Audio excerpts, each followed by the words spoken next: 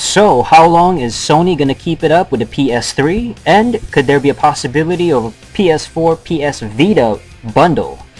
But before we get to this video, here's the question of the day.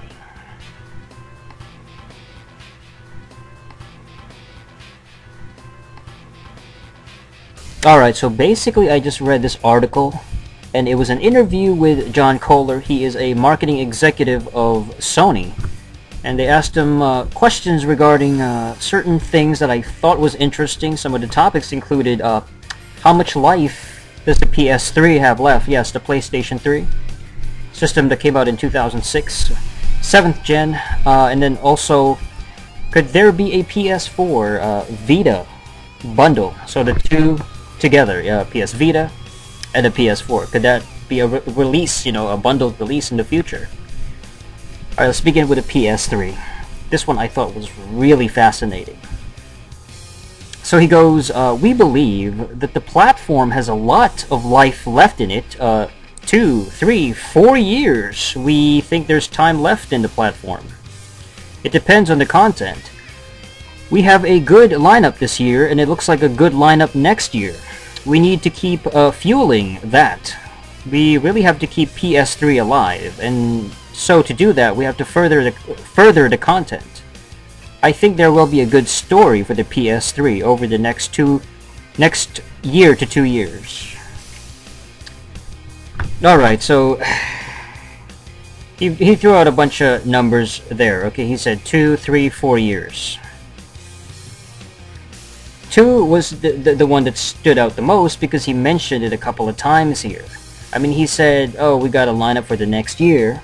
Alright, and then for the next year or two, a couple of years, alright, so what 2016?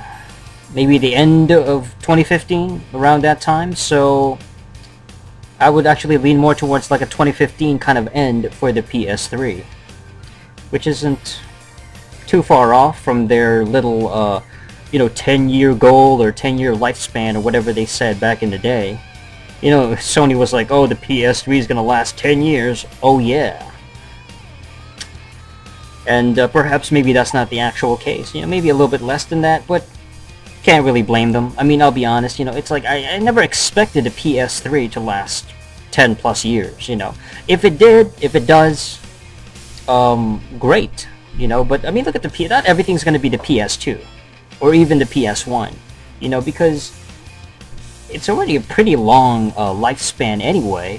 You're talking about, what, like 7, 8 years of lifespan with these consoles now? So, it's pretty damn good, pretty strong. I mean, back in the 90s, it was like 5 years. If it was good, if it was a good system, it was worthy, it would last about half a decade. But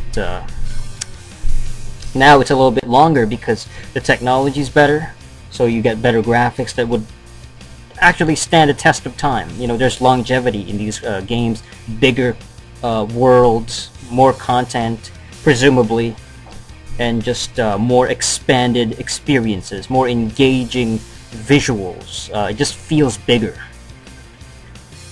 But he said, yeah, 2, 3, 4 years. I mean, I would say 2 years with a PS3. It looks like it because, again, I mean, how much more can they release for this console? We're already seeing, what do you call it? Nothing but just like multiplats, you know what I mean? So intergenerational games that are just ports. And it's going to be, how long is it going to last until the developers are only focusing on current, I should say next-gen systems, Xbox One and PS4, instead of the older generation. I wouldn't say pretty soon, but eventually it's gonna come down to that point where they finally abandon the 7th gen and end with that era, And I can't see that happening for another 4 fucking years. That's like a joke, I think he's kidding with that one. Like, oh, 3 or 4 years. Like, you have to throw that in there just to make it seem like there's a possibility that the PS3 can last long. Like, oh, I don't know, 2, 3, 4 years. They might as well have been like, oh, 2, 3. 30, 40, 50 years, I don't know, that kind of fucking thing. Like, I don't want to say a specific number because it might undermine the projected sales of upcoming PS3 games. You know, like, oh, the PS3 doesn't matter. He doesn't want to fucking bury the system. He wants to, you know, put it over a little bit so that people keep buying it. As far as the PS4 Vita bundle, not much. They just said there's no firm plans for that kind of thing. They think it's interesting. He said it was an interesting proposition.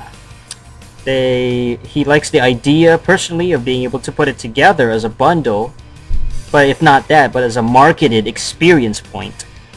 So if not together as console handheld combo, but as a marketed experience point, which I don't even fucking understand what that means.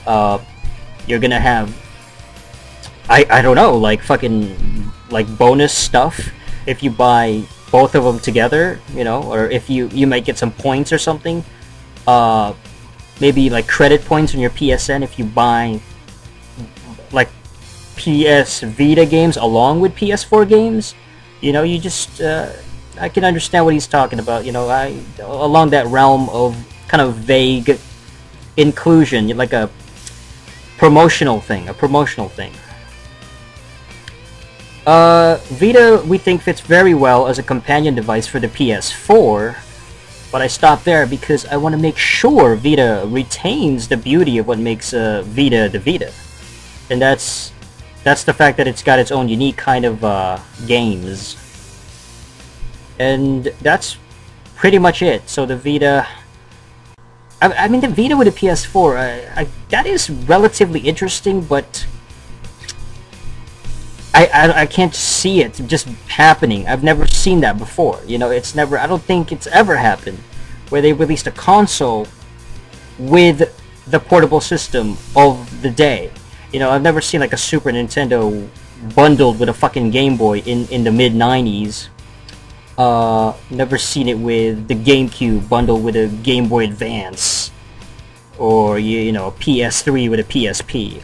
It just doesn't happen because they're their own separate demos. You know, it's like you got the portable crowd, you got the fucking console crowd, and there's like very few people that might want to get both together.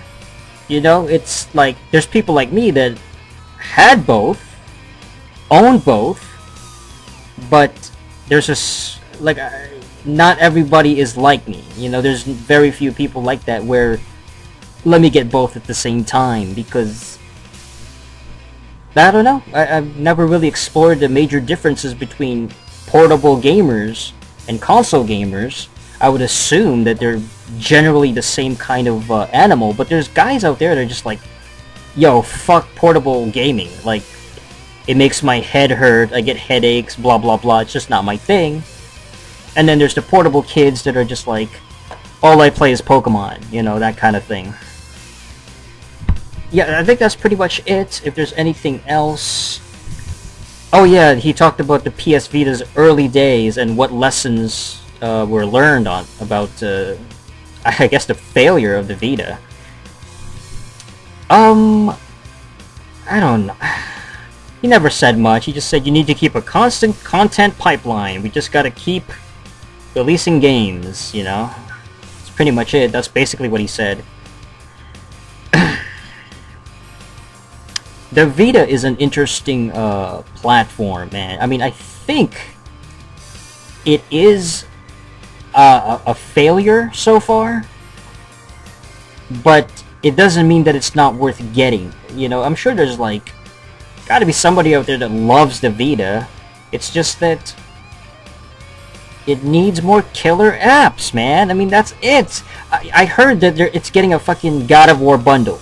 God of War 1 and 2 are both coming as a bundle for the Vita for like $30. You know, these old PS2 games that came out way back in the fucking like mid-late 2000s. So now the Vita is getting like these I'm assuming they're HD, like higher resolution versions of the God of War collection, and it's just like oh my god, they just keep going back to the same thing. If anything, I mean, I would have probably released a new God of War game on the Vita. You know, like Ascension might have been a Vita release only. I would have done that. Like, that would have been one thing to push that fucking handheld, because God of War is really well respected, well received. Sony people like it. I like it. Even though obviously, I mean, Ascension was probably the worst reviewed God of War game. It was still a lot of hype for it, you know. It was still a lot of anticipation. And like I said, I mean, it needs more fucking hot titles that are really good. It keeps getting these fucking ports, you know, like Mortal Kombat, you know, PS All-Stars, you know, all these things. What has Sony really done to release like amazing exclusives for it that are so incredibly must play, must have, that is, you can't miss it? Is there any fucking game that it has that's like you can only experience on the Vita? Honestly, I can't think of one. You know, I cannot think of a single one right now. Killzone, seen it. You know? Jesus. Like, Mod Nation Racers, seen it. You know?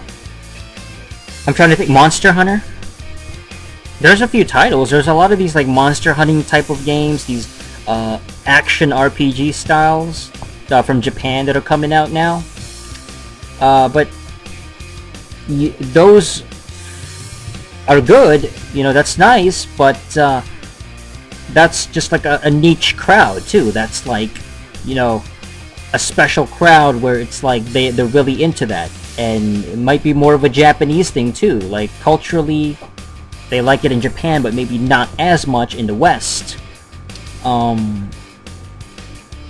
don't know, man. The Vita is... Fuck, I don't want to go on a Vita rant. It's just that every time I think about it, the fact that it's failing compared to the 3DS, and Sony just is so adamant with it. They're just pushing it. They're so behind it. And it's like, they got the Vita TV now, where, you know, they're trying to play it on the television because the platform itself, the handheld, is not that successful. I just don't, they probably should have never made a Vita. I've mentioned it already. We didn't need one, because I like the PSP, but this is basically just a handheld PlayStation 3, you know? I can't imagine Sony making another next-gen handheld system, like after the Vita generation.